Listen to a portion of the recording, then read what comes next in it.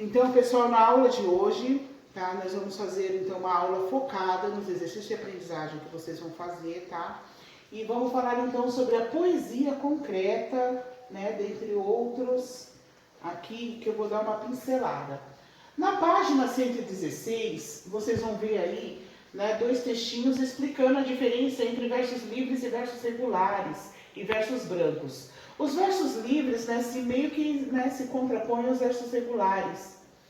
Porque assim, os versos que nós aprendemos até agora, os regulares, eles seguem uma métrica, né? Uma rima ali que parece, né, que é um cálculo matemático, né? Que termina em 10, termina em 12, termina, né? Então o poeta ele tem que escolher ali a palavra que se encaixe nessa métrica, que obedece uma rima também, né? A rima interpolada, a rima abraçada. Então as palavras têm que ser ali milimetricamente escolhida para seguir essa métrica.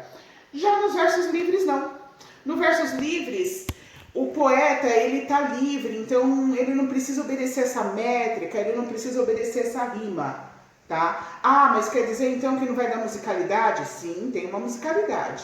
Tá? O que tem de comum entre os dois é que tem essa musicalidade, só que essa musicalidade ela não segue essa obrigação métrica e rítmica, tá? Ela é uma coisa mais livre, mas tem a presença da rima, tem a presença, mas não precisa ser milimetricamente calculado. Já os versos brancos eles não seguem nem rima, nem métrica, né? Os versos brancos ele é como se fosse o contar de uma história. Como vocês podem ver no verso, no meio do caminho, do Tá na Mídia. Tá na Mídia, aí na página 117, vocês vão encontrar no meio do caminho de Carlos Drummond de Andrade, recitado pelo próprio poeta. Olha que bacana isso, gente. Imagina se na minha época tinha isso. O próprio poeta vai recitar para vocês a poesia dele. Olha que bacana. E vocês vão ver que então ele se trata de um verso branco. Ele não segue essa questão, sabe, de rima, métrica. É simplesmente o contar de uma história. Tudo bem? O poema concreto. No poema concreto, que a gente vai ver aí então na página 117, vocês vão observar, né, que é um poema que ele chama privatização. Vocês vão ver que são letras, né? Letras brancas, palavras brancas num fundo negro. Por quê? Claro que tem um propósito. Tudo que um poeta faz é proposital. No caso de um poema concreto, ele fez, né, como a gente tem como exemplo, privatização, foi para mostrar, né, para o leitor, foi para passar uma mensagem, é uma crítica aí, tá? É uma crítica, assim, que ele faz, porque, assim, nos anos 80, a economia brasileira teve uma grande perda, né? Caiu muito. Então, quando chegou nos anos 90, começou a vender tudo aquilo que o Brasil tinha conquistado, tinha construído, que tinha de empresa grande, né? Como Eletropaulo, um monte de empresa, começou a ser vendida. Então, ela começou a ser privatizada. Então, ela deixou de ser do povo, do governo, né? Deixou de ser pública e passa a ser privada, passa a ser de empresários. Então, esses empresários, né, vai ali as ações, é uma coisa aí, né, que pra vocês pra gente, até eu não gosto muito dessas coisas. É uma coisa meio chatinha. Vai essas ações, vai pra bolsa, é vendida, e eles passam a ser os acionistas, passam a ser os donos. Então, todo o lucro deixa de ir para a União, deixa de ir para o governo, deixa de ir para o povo, e esse lucro vai para a mão desses empresários. Tá bom? Então, essa poesia é uma crítica que ele faz a isso. Porque você pode ver que ele começa lá com a palavra privatização e ele termina, né? Ele vai tirando as letras e termina com a palavra privação. Privação, por quê? Privação de direitos do povo, privação, né, de lucros, privação de um monte de coisa. Tá bom? Embaixo, né, tem umas cifras. Então, quer dizer, né, que o dinheiro vai diminuindo também. Então, façam essa análise, tá, gente? Bem bacana desse poema concreto, então, tá, do Joaquim Branco. Dá uma olhadinha lá, faz essa análise com essa informação que eu estou ajudando aí vocês, tá bom? E vamos agora falar um pouquinho, então, do Haikai.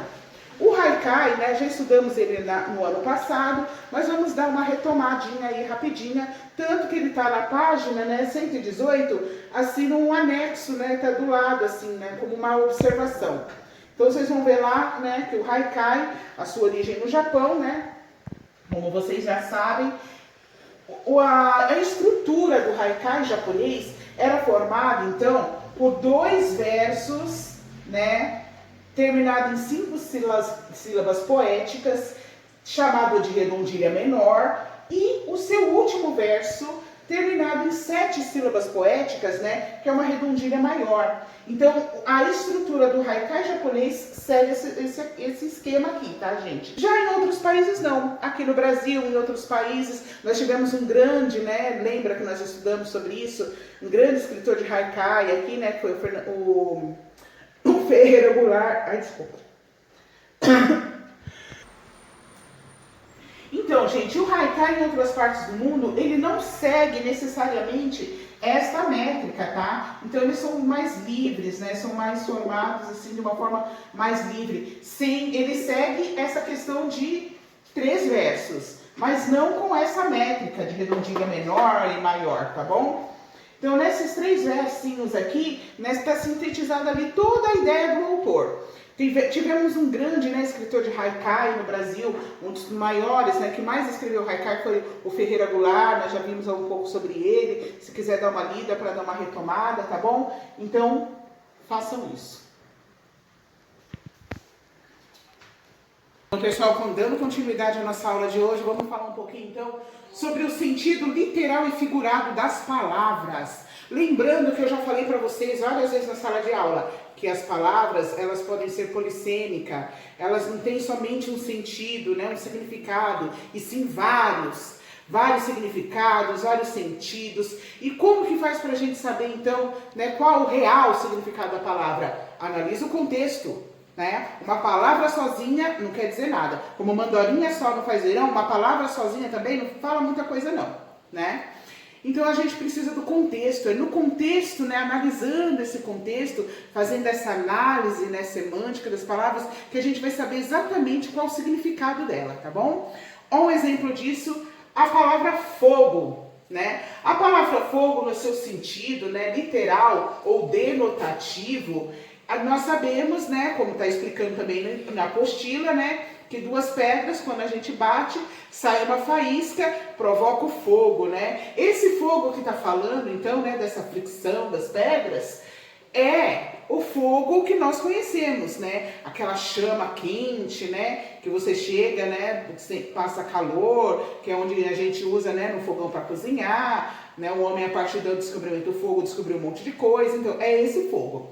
Agora, naquele soneto que nós vimos no Luiz Vaz de Camões, ele também utiliza a palavra fogo, só que num outro contexto, né? Ele diz que o amor é um fogo que arde sem se ver. É o mesmo fogo, galera? Não, né? Esse fogo aqui que ele fala do amor sendo um sentimento, né? Uma metáfora onde ele diz que o fogo que o amor, né, é fogo que arde sem se ver, por causa do calor, né, quando a pessoa está apaixonada ali, o que ela sente, né?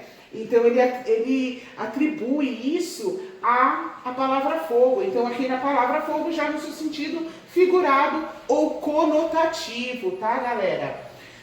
Aí há quem diga, né, que a palavra, né, aqui, fogo, no seu sentido literal, é o seu conhecimento lexical, está dicionarizada. Sim, está lá no dicionário explicando que é a palavra fogo, mas os dicionários também já entraram com um sentido figurado. Claro que um bom dicionário é um dicionário atual, tá? Porque antigamente o dicionário era muito preso ao sentido literal. Hoje não, hoje tem também seu sentido figurado. E lá os sentidos figurados da palavra no dicionário, vocês vão encontrar, né, com essa siglazinha aqui, FIG. Tá bom? FG vai dizer que é o sentido, vai colocar a palavra num contexto também figurado. Então vocês vão ter o significado da palavra no sentido literal e no seu sentido figurado, no seu sentido denotativo e no seu sentido conotativo.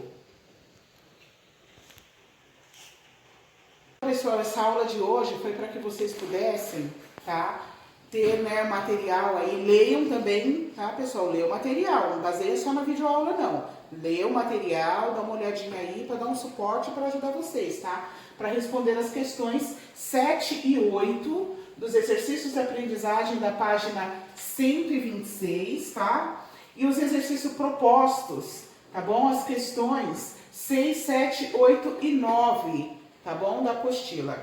Então, pessoal, até a próxima aula. Fiquem com Deus.